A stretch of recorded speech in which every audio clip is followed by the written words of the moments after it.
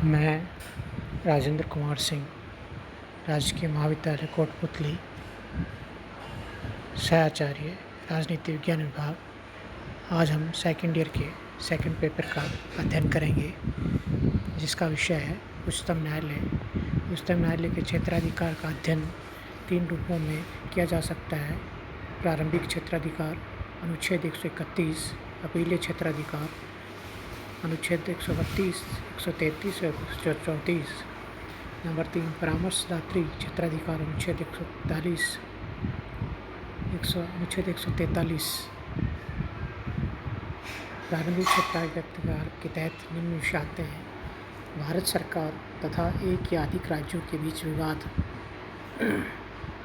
Number 2, Bharat सरकार, राज्य या कई राज्यों तथा एक या एक से अधिक राज्यों के बीच विवाद।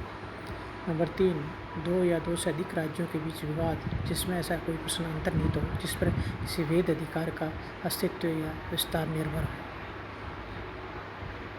अपीलीय क्षेत्राधिकार के तहत 3 प्रकार के मामले आते हैं: संवैधानिक मामले, दीवानी मामले और फौजदारी मामले। संवैधानिक मामले, अनुच्छेद 132 के अनुसार कोई उच्च न्यायालय यह प्रमाणित कर दे कि विवाद में संविधान की व्याख्या से संबंधित कानून का कोई सारमय प्रश्न अंतर्ग्रस्त है तो उच्च न्यायालय के निर्णय की अपील उच्चतम न्यायालय में भी की जा सकती है।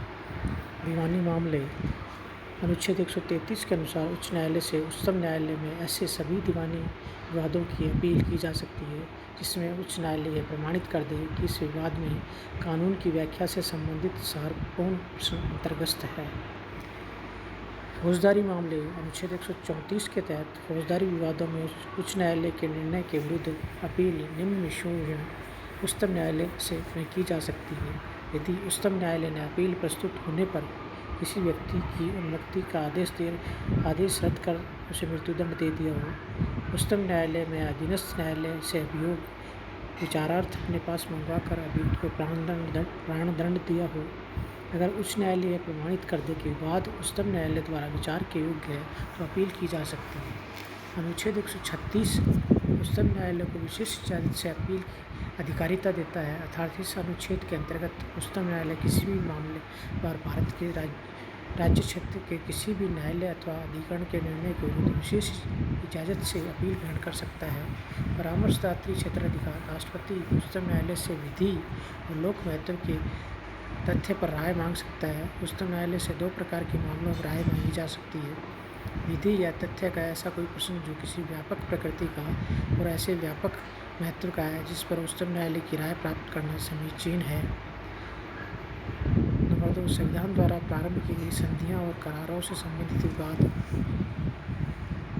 अभिलेख न्यायालय, कोर्ट ऑफ रिकॉर्ड, अनुच्छेद 129 उच्चतम न्यायालय की अभिलेख न्यायालय का स्थान प्रदान करता है। अभिलेख न्यायालय के 2 आशय: इस न्यायालय के अभिलेख सब जगह साक्षी के रूप में स्वीकार किए जाते हैं और उन्हें किसी भी न्यायालय में प्रस्तुत किए जाने पर उसकी प्रामाणिकता के विषय में किसी प्रकार का संदेह नहीं किया जा सकता। नंबर 2, इस न्यायालय द्वारा न्यायालय अवमानना के लिए, कंटेम्प्ट ऑफ कोर्ट के लिए दंड दिया जा सकता है। न्यायपालिका की स्वतंत्रता, भारत में न्यायपालिका की स्वतंत्रता हेतु संविधान में निम्नलिखित व्यवस्था की गई है: न्यायाधीशों की नियुक्ति, लंबी कार्यावधि और कार्यावधि की सुरक्षा। नंबर 3, कार्यप्रणाली के नियमन हेतु नियम बनाने की शक्ति।